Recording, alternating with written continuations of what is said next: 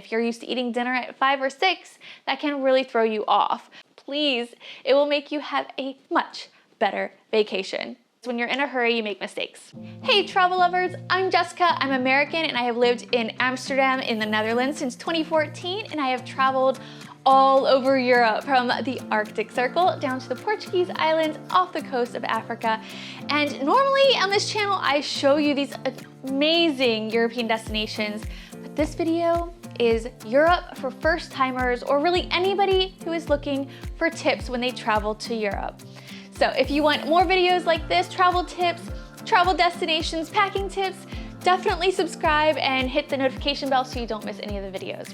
Let's get into it. First of all, Europe is quite a large continent with a lot of different countries and a lot of different cultures and a lot of different climates. So do not expect everything to be the same no matter where you go. It's also important to note that different countries may use different currency. The euro is part of many of the European countries, but not all. So keep that in mind when you are traveling if you are taking out money or just are very confused about the pricing, because the numbers may look a lot different depending on where you go. But my first tip is really going to be about what is between you and the ground, which is your shoes. Make sure you pack appropriately, because we have cobblestones and hills and stairs, and sometimes they're very, very old and they may have dents in them because so many people have walked up them. Make sure you have shoes that you can walk a long time in, break them in before you leave the house. Please, it will make you have a much better vacation. City passes and public transportation passes may be confusing for some people. I have one specifically on Amsterdam if you're interested. I'll leave that in the description below. But generally speaking, city passes may offer public transportation in addition to free or discounted entrance into museums or activities and things like that. So it's up to you to figure out which is worth the money for you. If you're a big museum person, usually the city card is a better option, but you have to figure out what is right for you, because only you know what kind of activities you want to do. If you're like us, we tend to do more off the beaten path stuff, so we usually do activities through Get Your Guide, Airbnb experiences, stuff like that. But if you are here, this is your once in a lifetime thing and you want to hit all of the main museums, Amsterdam or the Berlin card or whatever, wherever you're going, that might be a better option for you. Rental cars, if you do plan on driving, there's a couple things you should know that apparently are a bit different in the US versus here. First of all, manual cars are more popular here, so stick shift. If you want an automatic, you are likely going to pay more, and if you want to add a driver, you are likely to pay more. If you want to pick it up in one place and drop it off somewhere else, you are likely to pay more. So keep these things in mind when you are budgeting for your trip. Don't try to do too many cities in a short amount of time. I talk to people all the time who are trying to do 3-4 cities in a week. And while you can physically do that, there's a couple things I want you to keep in mind. First of all, things are close, but not that close. Second of all, the cost of going from place to place, it's not gonna be cheap. Thirdly, it's very tiring to travel and then continue your day. Europe is having more and more night trains come back, so you could potentially do that, and you can get on at 8 p.m. and then wake up at 7 a.m. in a new city. If you think you can sleep on a train, that is an option. But generally speaking, it's just very tiring to go about it.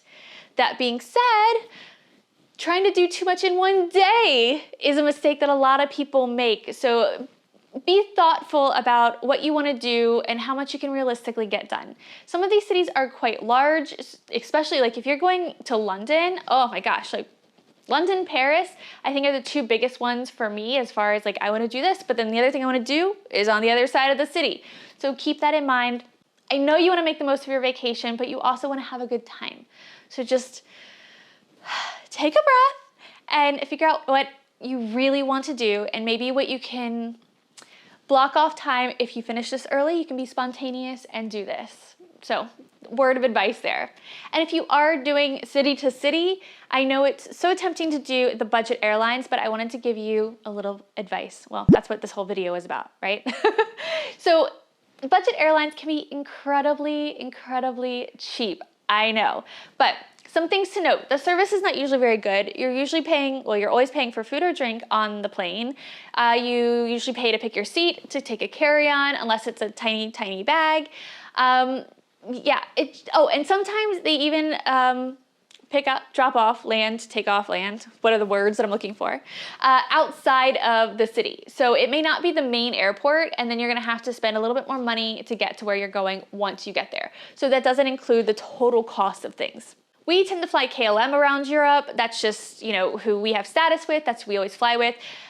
So while we get a checked bag because we have status, it's important for me to know that the service that they offer is a higher level, no matter your status. Also, you get free food and drink on the plane. So just a note. No, they're not sponsoring this video. I just really love KLM. I get really sad if I can't fly them somewhere. It's a little ridiculous. When it comes to packing, you can pack in a carry-on. I promise you, I've done it for years. You can pack in a carry-on for 1 week, 2 weeks, because the secret is pack for like 5 days and then just wash clothes.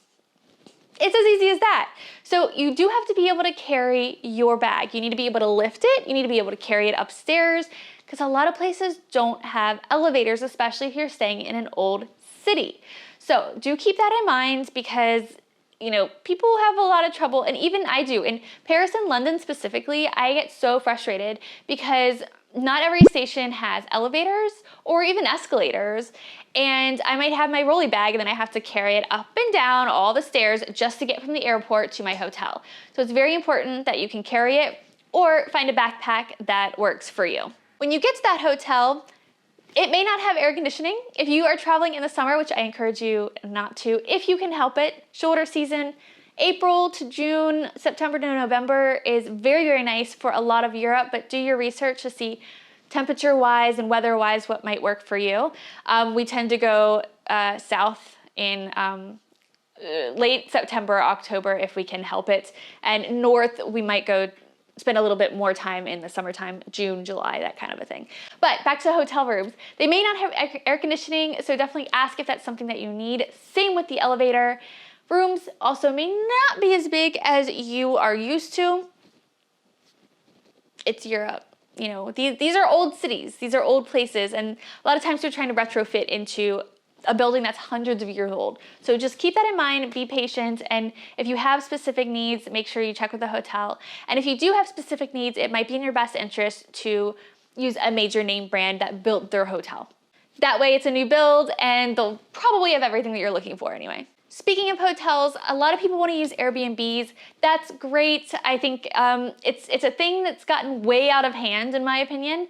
But just know what cities it is appropriate and which cities it's not appropriate to use it. Like Amsterdam and Barcelona, not so appropriate. It's pricing people out of homes because investors come in, they buy it, and then they only use it on Airbnb. So no local families can rent it, nobody can buy it, it's just for investment for that. So it's taking away from the locals. So there are a lot of places where it's great for the economy, you just need to do a little bit of research and figure out what it is where you are going.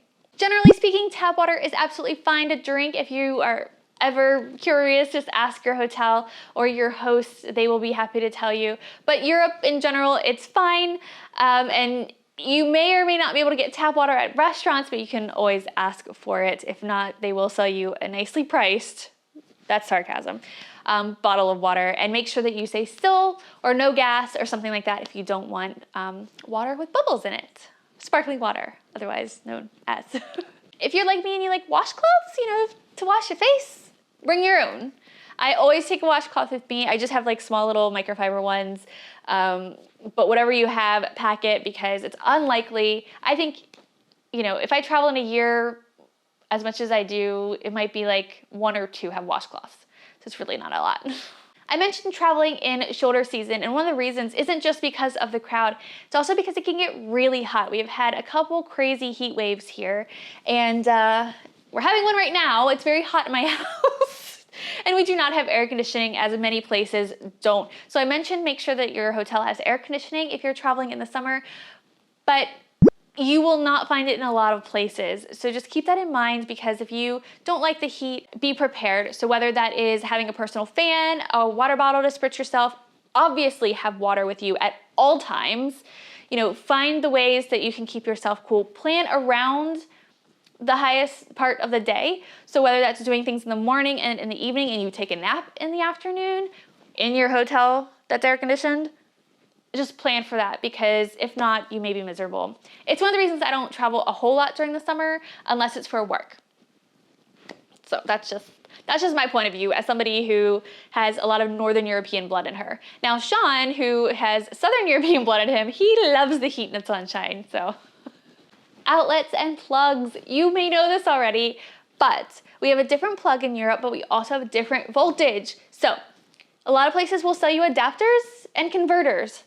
Depending on your device, you may need a converter. A lot of the phone chargers and laptop plugs are dual voltage, so you don't necessarily need the converter that would convert the voltage, but you will still need an adapter.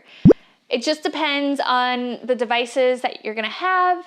I would highly recommend, if you're only traveling to Europe like, you know, once in your life, obviously don't spend a ton of money on a lot of gadgets.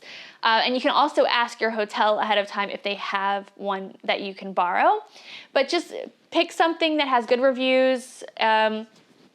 Ask your tech person in the family. You all have one and you know it. Let me know in the comments who it is in your family that's your tech person. Anyway, just make sure you have the right thing because you don't want to hurt your electronics or the place that you're staying. Some places in Europe, many times in the southern part, they eat dinner later, so after 8 p.m. You might just want to do some research on this ahead of time to know that. And a lot of these things, as far as currency, when people eat and things like that, a great resource are travel guides. So I love Rick Steves, also Marco Polo, Lonely Planet. There's a lot. Pick whichever one you jive with best. I mean, if you're like me, I just love Rick Steves, so there you go. But they have all of those like very practical bits of information for you. But I mention this because some restaurants might not open until 7 p.m. And if you're used to eating dinner at 5 or 6, that can really throw you off. But some of these places, they'll open half hour to an hour earlier than most people would go, and that way tourists can go early. Might be very quiet, but at least you can eat in the same places, but just earlier than everybody else. Make reservations, especially in bigger cities. Make reservations if it's possible. In Amsterdam, yes, absolutely, definitely make reservations. In London, Paris, make reservations.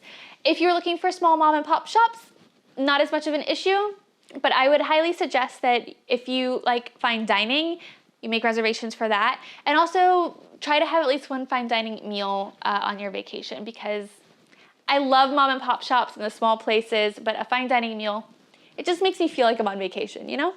Obviously, pickpocketing is a thing everywhere. This is not a European problem, but it is also a European problem. I use PackSafe bags. I've been using them, 10 years now. And I still have my backpack from probably 8 years ago that I use whenever I travel. Like, I've tried to travel without it and I can't. It's just because I know it so well and where everything goes, and I absolutely love the size of the bag. I've done a video on that, I'm sure, so I'll leave that link below, but it is the PackSafe City Safe CX. Yes. So I'll leave that link down below if you want that bag, but it's my favorite travel bag, and it's a personal item too, so if you can only take one thing on a plane, it's absolutely perfect. But definitely use common sense. You don't have to have, the thing that goes in your pants, but don't leave things in your back pocket. If you have zippers, use them, keep things close to your body. I don't know how many people I've had to like tap on the shoulder and be like, your backpack's unzipped. And then they're like, oh my God, thank you. But just, yeah, this is another reason, go slow, take a deep breath, because when you're in a hurry, you make mistakes. And that's a mistake people make, is leaving their backpacks open. Last thing I'm gonna talk about is toilets. Why? Okay, so first of all, you will be happy to know that we don't have big gaps in the door, usually. So that's fun. If you're American, you know what I'm talking about. And if you're European who've been to the US, you know what I'm talking about. Everybody hates that, by the way. Every European goes to America and they're like, this is the most stupid thing ever. Anyway, there are different ways to flush the toilet. So you may be used to like little handle, but a lot of places will use the push button on the top. There might be a pedal on the floor. There might be a thing to pull. Some bathrooms may be absolutely super, super tiny with a very small sink. Good use of space, I guess. Yeah, so keep that in mind. And in some places, and this threw me off because I didn't know this was a thing in Europe, but it does happen, some places will not have toilet seats. So you can sit on the metal part or you can hover. I find it very weird, but there you go. Alrighty, if you like this video that just went in the toilet, give it a like. Let me know down below which tip really helped you and if you have any other tips to give. I will see you in the next video. Thank you so much for watching. Bye!